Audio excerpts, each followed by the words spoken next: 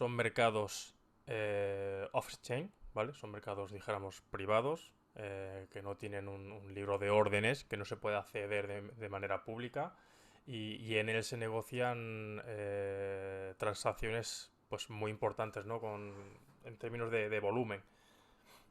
Mm, Hay un montón de mercados dark pools porque son privados. Puede haber tantos como empresas privadas quieran ofrecer este tipo de servicios y simplemente ponen en contacto un comprador y un vendedor con unas exigencias mínimas de volumen y ya está. La peculiaridad pues que se hace fuera de la vista de los mercados que sí están regulados, ¿no?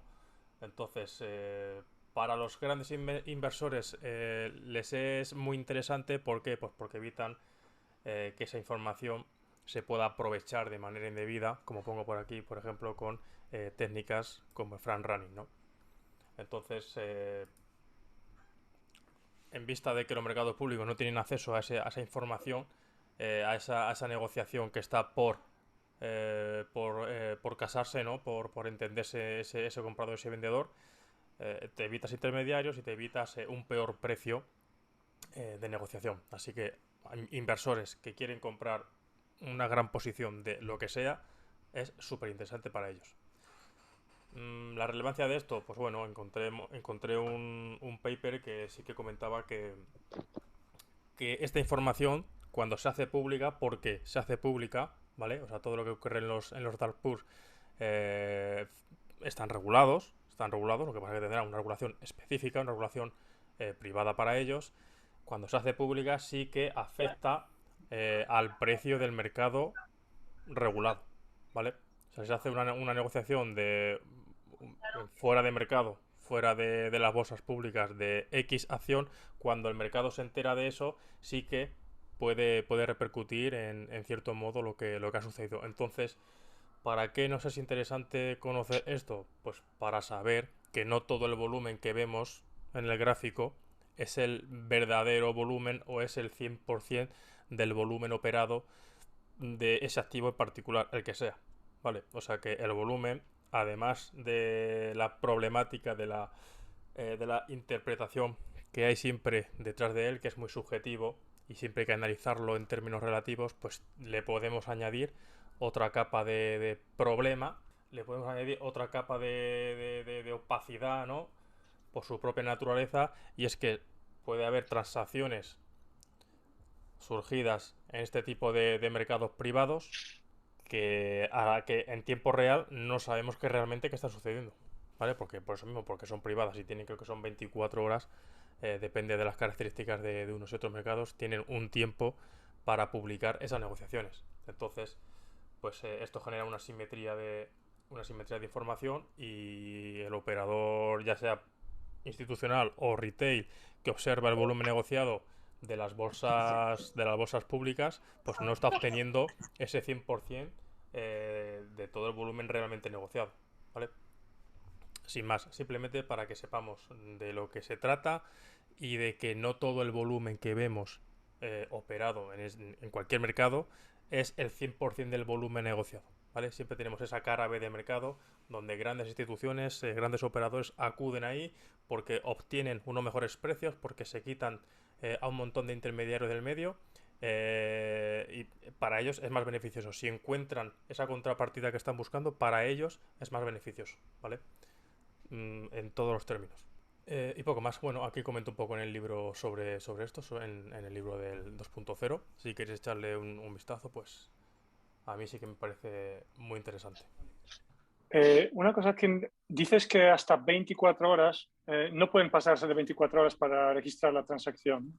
Es que depende del regulador. Creo que en Estados Ujú. Unidos es hasta 24 horas. Ok. Entonces, como me imagino que la mayoría de compradores institucionales compran en dark pools, ¿no? O no Sí, necesariamente.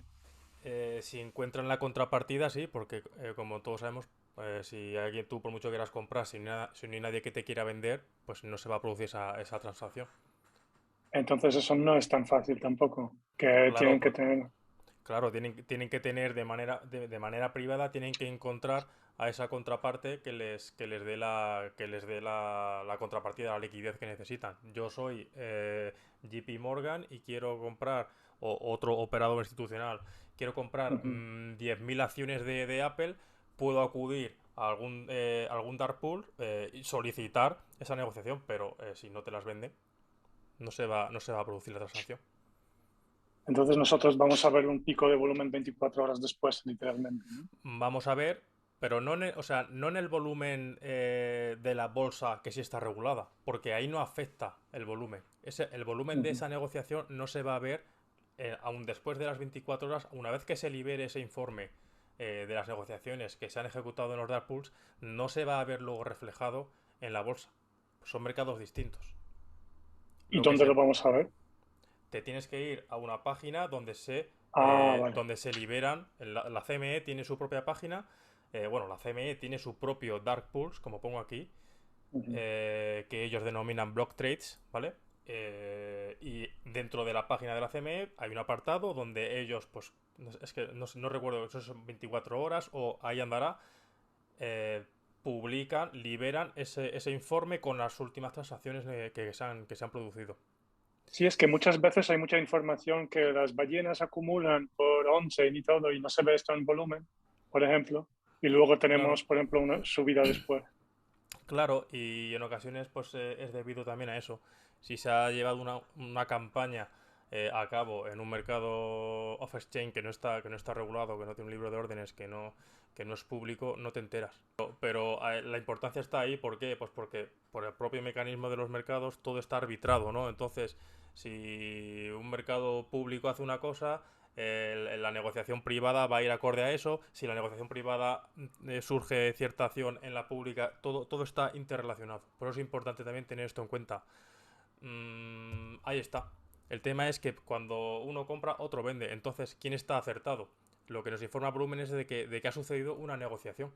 Pero no podemos saber tampoco el interés, la intención detrás de eso, porque también tenemos que hilar que hay diferentes mercados. Tenemos mercados de al contado, mercados de derivados, tenemos bolsas, todos estos mercados también están interconectados. Entonces, a lo mejor una acción en particular puede que forme parte de una estrategia mayor en el que se haya utilizado otro mercado, ya sea de opciones o de futuros, y esté vinculado esa estrategia en sí, esa negociación en sí. O sea que es mucho más complejo de lo que nos parece. Por eso, el mercado de opciones, pues es un mercado puramente institucional, pero es un mercado muy difícil de interpretar también. Súper difícil. Es súper complicado. ¿Por qué? Pues porque tú puedes ver una compra de call en el mercado de opciones y puedes pensar que es una apuesta a que el mercado va a seguir subiendo, pero a lo mejor esa call es una cobertura y no hay una intención real de empujar, de seguir empujando posteriormente el precio al alza, sino simplemente pues es una cobertura o una compra de put. Entonces hay que ser, bajo mi punto de vista, hay que tomar toda esta información de manera intentando no sesgarnos, intentando aplicar la máxima objetividad y lógica posible. Y en realidad la cuestión aquí es, ¿necesitas realmente tener en cuenta todo ese tipo de información? ¿Es necesario valorar todo ese tipo de información para hacerte con la imagen más real o lo más parecido a la realidad de lo que puede estar sucediendo? Pues si quieres analizar el precio, quieres analizar el volumen, quieres analizar ahora los block trades en el dark pool del CME, quieres analizar el flujo de opciones y también quieres irte al futuro. O sea, es infinito. La cantidad de información que hay en los mercados, en un mismo mercado, es infinita. Entonces, si eres un experto en todo ello y te crees con la habilidad suficiente como para saber discernir qué información es buena, cuál es mala, el origen, intencionalidad de de esas estrategias que los operadores llevan a cabo, pues vale, pero si no, yo creo que es más una pérdida de tiempo que otra cosa. Al final, sobre el gráfico, en este caso, al final el precio sí que es el precio. Ese es el precio, representa las últimas negociaciones, representan el sentimiento de todos los participantes y eso sí que no es modificable. Entonces, bajo mi punto de vista, ya podemos hilar con qué es más importante analizar, el precio o el volumen. Pues el precio. El precio, evidentemente, porque el volumen, además de, como digo, de que está envuelto en un montón de subjetividad, de interpretabilidad, hay más allá de lo que nos pensamos. Es que hay mercados B donde también se negocia a espaldas de todo el mundo y que esa negociación también luego repercute en los mercados que vemos. A lo mejor vemos un movimiento y no sabemos por qué, a qué se debe, y es que detrás ha pasado algo. Entonces, mucho ojo con eso.